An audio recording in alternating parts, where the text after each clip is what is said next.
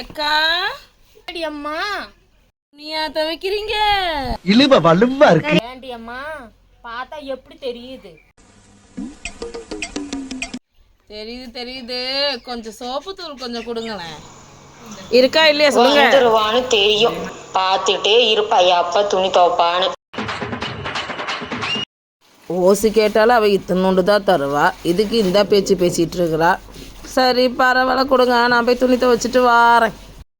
இந்தா கொஞ்சம் பொடி இருக்கு, அது நீ துவைச்சிட்டு அப்புறமா கொண்டு வந்து கூடு.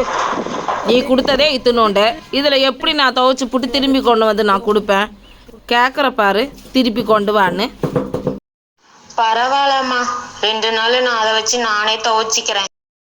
சரி துவைச்சிட்டு கொண்டு வந்து தாரேன். இப்போ நான் வாரேன். அடங்கப்பா, இது உலக நடிப்புடா சாமி.